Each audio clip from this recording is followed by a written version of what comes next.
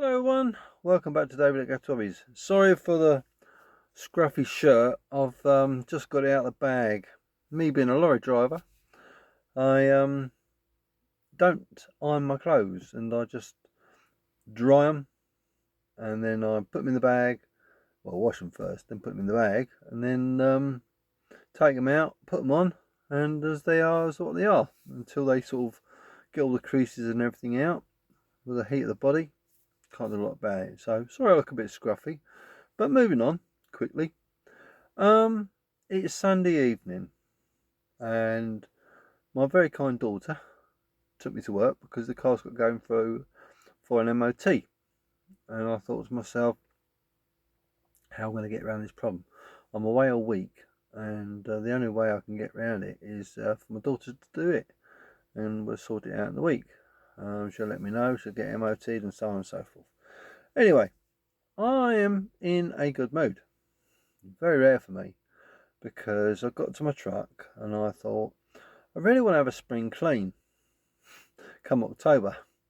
So what I'd done is, it wasn't actually a spring clean, it was more of a tidy up and reorganise my stuff. Excuse me. Do apologise. And what I've decided to do is change everything around slightly. So I've got stuff up there, stuff in the cupboards, and stuff everywhere.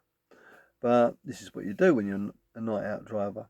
And I thought, I was I was actually shocked, and I found out how many bags I'll take with me, because I need bags for my rubbish, bags for my toilet, and bags for putting my clothes dirty washing in. If you're a night out driver, you know what I'm talking about. I have cloths for cleaning the truck, and they go into a separate bag. They don't go in a clothes bag, they go into a separate bag which get washed into the washing machine in the garage. So I finally getting there, and I've managed to take out some stuff out of one of the crates up here and put it over there in that cubby hole above the door, and I put some more. I brought my first aid kit out and I put it above the door there. I rejigged my box above the centre of the dash and organised that better. And what I've decided to do is the food I've got from home for the week, I'll stick it in another box up here. That way, it's not in hand's reach. You need to stop. It's a bit naughty when you try and pick as you drive along, isn't it? You shouldn't do that. So I don't. And what I do, stop, nibbles, carry on. In theory, you know what it's like. So yeah, I am finally getting there, getting organised. I've been in this company now about 4 months, and I really enjoy working here. It is amazing company. They putting me through for my ADR. I've got my own truck. I'm really happy with it. I get looked after. I get in my uniform. The concern with drivers' health and welfare, which is great. I couldn't ask to work for a better company. Would there be anything I could change? A little bit more money, won't go amiss. Longer runs. I love the cab I got. It's an 18 plate. I'm not moaning. I like it. What I liked about it is they valeted the vehicle first. Because I used to valet vehicles professionally myself. And what happens is 9 times out of 10 a valeter will come through, do the cab, and he'll clean the things you see. And it's behind the seats. round the skirt, round the air cushion, like what do they call them, bellows of the seat. You wipe all around there. The seat itself, you thoroughly clean that, back, front, sides, everywhere, right? And then you just go through. So for me, because I'm a very fussy old git, I I wiped the bed over first. I hoovered the under the bed, the mattress, all round the walls, in the dust crevices where the dirt lays. Done all that, and then I flea sprayed the whole cab. Done some more cleaning. Spent a couple more hours doing it, wiping everything over, and then I sprayed it with flea spray again twice. Happy with that, and then just generally thoroughly clean the whole cab. If I drop something on the floor, I could eat it, won't get a stomach ache, because the floor is absolutely spotless. Is there any dirt in the cab? You're going to find dirt. But if I showed you the floor, just let me show you. I'll show you it. Bear with. There's the floor. But as you can see, it's absolutely spotless. Put the spotlight on, and you can see it is immaculate. You know, I put a puppy pads down here. Underneath here is spotless as well. When I was talking about the bellows, it's the side of the seat there. Those bellows it's coming up for a clean again, so I'll be doing that. So, you know, it's my home, and when it's your home, you take care of it, don't you? If you see, I don't normally clean it when I get back on a Friday because all I want to do is go home. Been a long week, you're knackered. Some tips for you. Diesel your vehicle up on Friday, so when you come in on a Sunday or Monday, you ain't got that bother to doing it. Sometimes it's not always possible. Some might be on the pump. You've got a queue of vehicles waiting to go on the pump. I do it on a Sunday when I come in. Why do I come in on a Sunday? Because what I don't like doing on a Monday is coming into work, putting everything in the cab. I've also got to drive all the way from home to get to the truck. So I'm probably about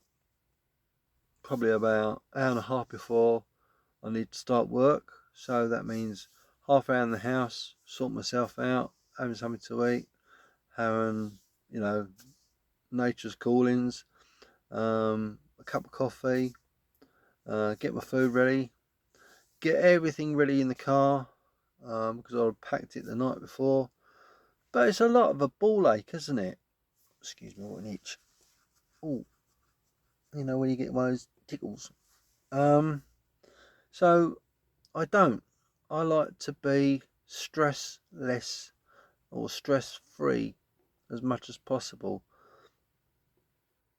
And by coming in on Sunday, you haven't got that Monday morning blues, you ain't got that rushing around, and you can chill out. You got no one to disturb you. You haven't got anyone moaning at you.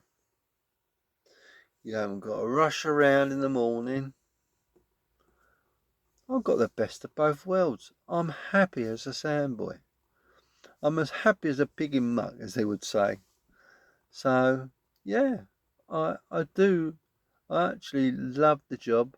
Yes, it's hard, but you're going to find any job's going to be ups and downs.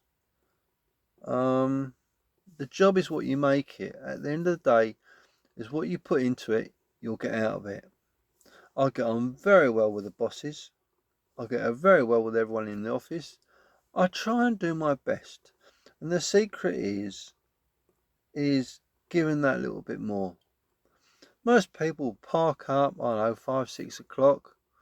But I'll be heading down to my next delivery. I want to get there so I get a lane in the morning. Right? Why do I do that? It's because if I make the effort, right, I am making the job easier for myself, easier for the company, and we both benefit from it. There's no rushing around. There's no hold-ups en route to the place we're delivering at or collecting from. Everyone's happy. I just wish people were more organised.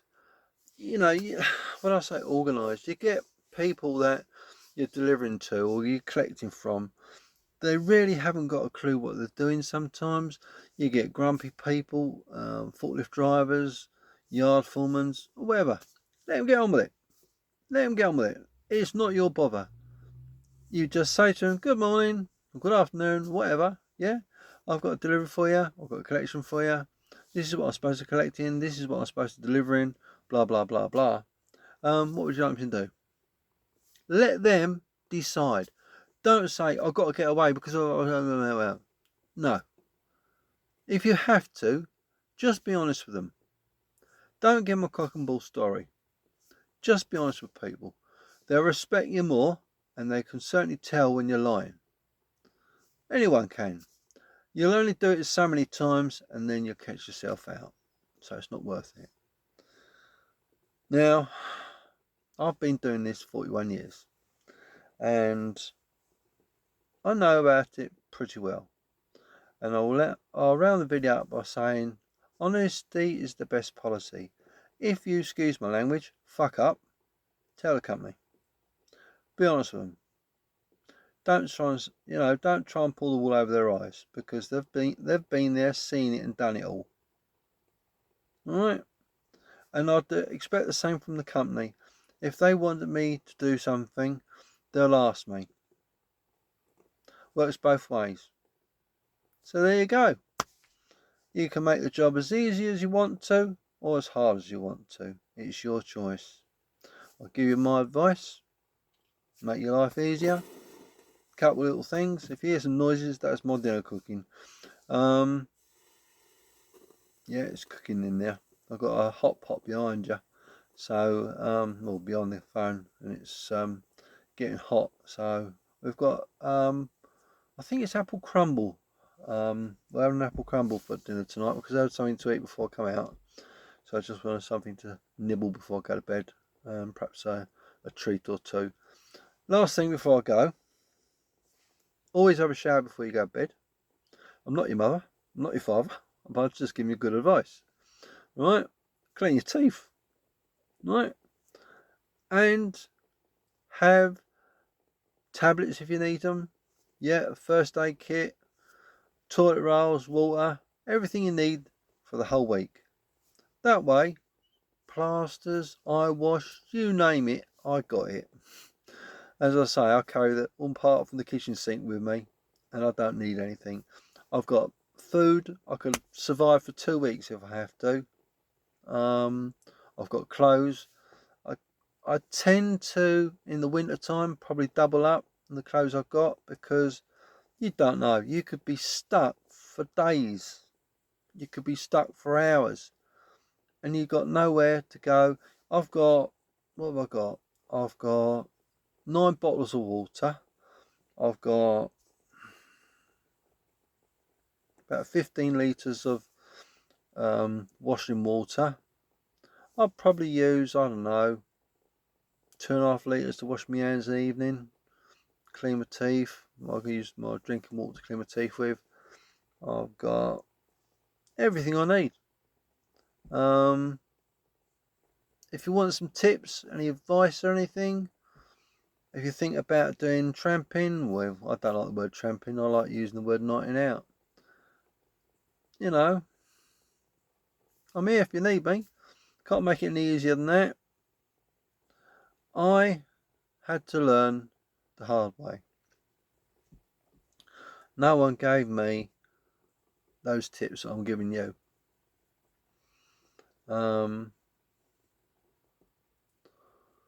And last tip I'll give you before I go: leave your work boots on the outside the cab.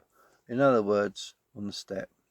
Have a pair of Crocs that you wear inside the cab. You keep your dirty feet outside and your clean shoes inside, or Crocs, or whatever's suitable for driving in. Don't drive in bare feet, it's not good. And if you have an accident, it's going to be rather painful. So better to have something in your feet in the cab. I'll round it up for that. Thank you for watching. Leave a comment down below, and please subscribe to the channel to hear more trucking stories and everything else. So take care. We'll see you soon. Bye for now.